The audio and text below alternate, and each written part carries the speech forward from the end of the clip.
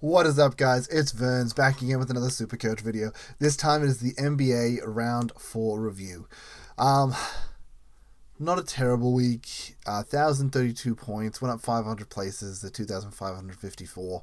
Honestly, it's one of those things where just the difference of going Jokic and not going Jokic is insane. Obviously, last week he dropped the 200. If you had the captaincy on him, you gained 200 points on me.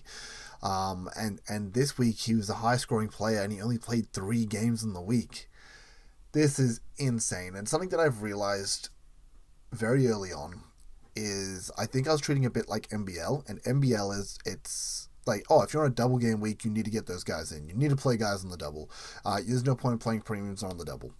It's very rare someone on a single will outperform that, and I guess the logic there is if someone, say, averages 30 points, and someone averages 40 points, if you have a guy on 40 points on a single, he gets his 40 points, but you have a guy on 30 points on a double, he gets 60 and he 100% outscores him.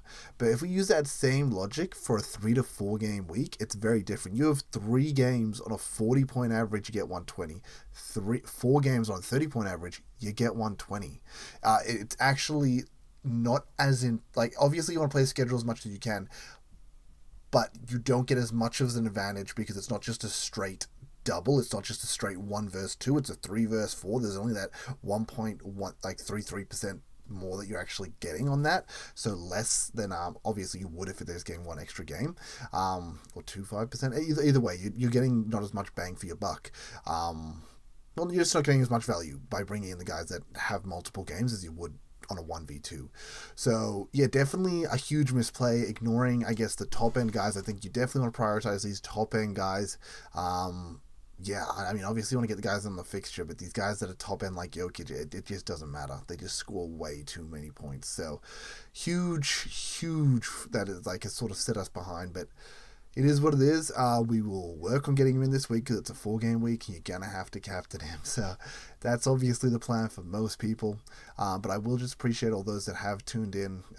Thank you for tuning in, watching, liking, and subscribing for your consistent injections of Supercoach content directly into your YouTube feed. We will jump into the team and see how it's looking. So this is how it's looking at the moment. I've currently got the boost pressed because I was playing around with it. I'm just trying to figure it out. It is yeah, it's hard. And I guess the other thing with this, like the thing that's so, like, there's other 2 things that are really hard. First of all, players just missing games. Players just getting rests. It's complete. It almost feels like complete luck. I'm sure you, to a degree, you can look at a double, like a back-to-back game, and be like, okay, they've had a big schedule at the moment. There's a good chance they could get a rest on this back-to-back. Maybe one of them's an easy kill. Rest games really hurt. Obviously, we had Donovan Mitchell. We brought him in, got a rest. Wembanyama got a rest. Antetokounmpo or Giannis got a rest. So it just sucks that we brought them in for this good schedule. And in Wemby's case, he played 2. Yeah, he only played 2 games to get that score, which is absolutely ludicrous. No, it was a 4-game week. No, it was a 4-game week for him. So he did play 3 to get that score. Still really, really good, obviously. Donovan Mitchell gets an 88 off 3 games, and Giannis gets a 109 off 3 games. So, look, I think the team's set up well. I think we have the right rookies, and I think that's going to be one of the most important things. At the end of the day, we need to make money so we can get to the end of the season, and we can have all the best players in, the big guns firing from like halfway through the season. I think that'll really get us ahead of the competition. Saying that, though, sorry, 1 second. Excuse me, guys. Hay fever is killing me. Saying that, though, we're not crazy ahead in money. We didn't get all the best rookies from the word go, but I think we're in a good spot. And we've got most of them core rookies, and that's kind of what you want, because if you've got the core rookies, then you can keep sort of pivoting around the main premiums on field, and you're able to get the best value for the guys. Now, what I planned on doing this week, it's really, really hard, is obviously I want Jokic, and these are the 2 things I'm tossing up here.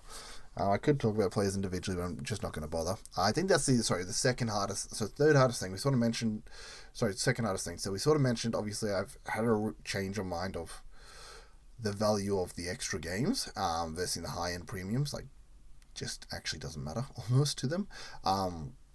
Then, obviously, missing games from players suck, but then the final one is being able to watch them all. Like, I really pride myself in being good at the eye test, seeing a player, knowing they're good and being like, nah, I rate him, or he's undervalued, or that's a premium I want. Things like that. I'm pretty proud of myself to be able to do that, even with the rookies, and it's just so hard. There's just so many games. You can't watch them all. I watch a quarter here, I watch a half there, I watch another quarter here.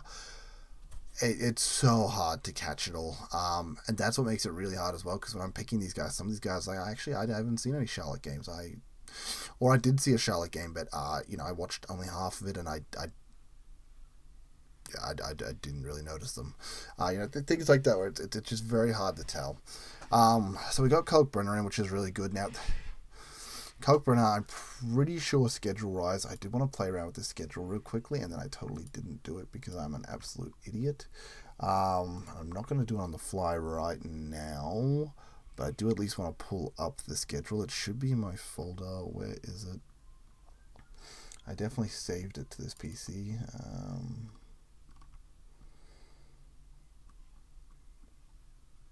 That's an MBL schedule. I'm pretty sure I saved this. Come on. There's a chance I never saved the schedule.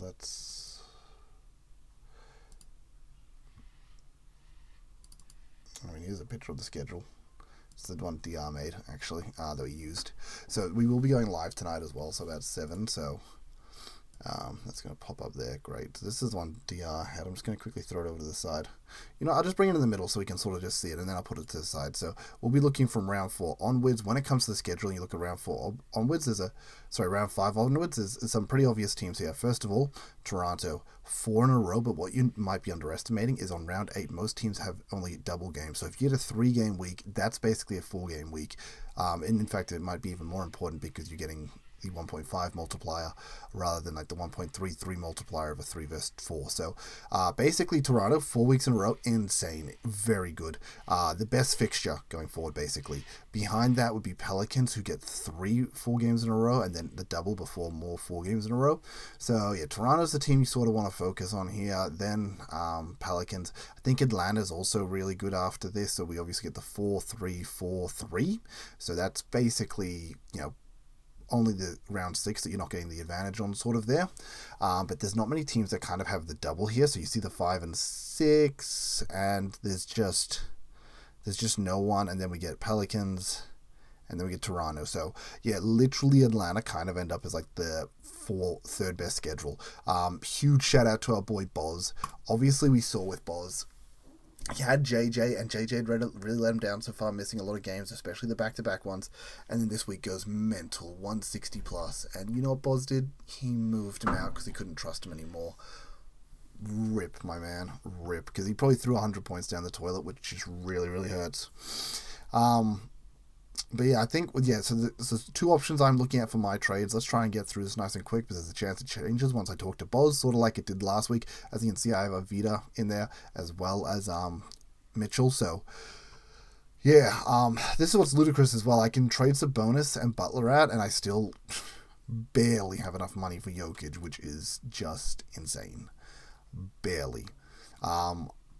But yeah, we kind of want to look at the break-evens too. So you quickly jump to break-evens. Now there's some pretty obvious guys on these break-evens. Sorry, trade you so I can see the flex position. Jokic, get out of my team. Cool. Now we're on flex.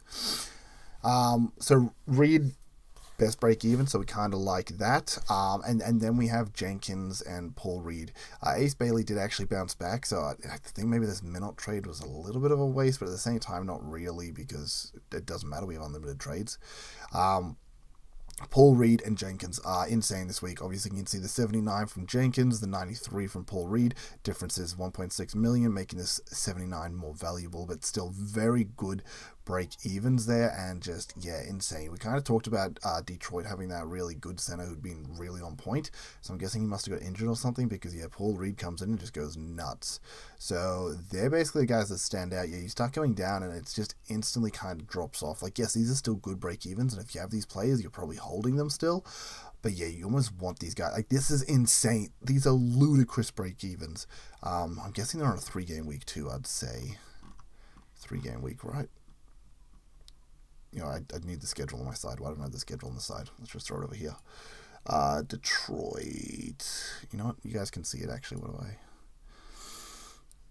Detroit. There we go. Detroit. Yeah, 3-game week, and then actually 2 4-game weeks. So, yeah, bringing these guys in just for the instant cash injection, super worth it. Even if they play pretty poor and don't do too well, because they have the -34, they'll still make pretty good bang for their buck, and then you can just trade them straight out. So, yeah, kind of need those guys.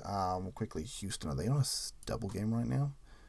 Yeah, Houston's on a double, and that's why Shepard looks like he actually has the best break-even, but he plays one less game, so his break-even's naturally going to be much lower.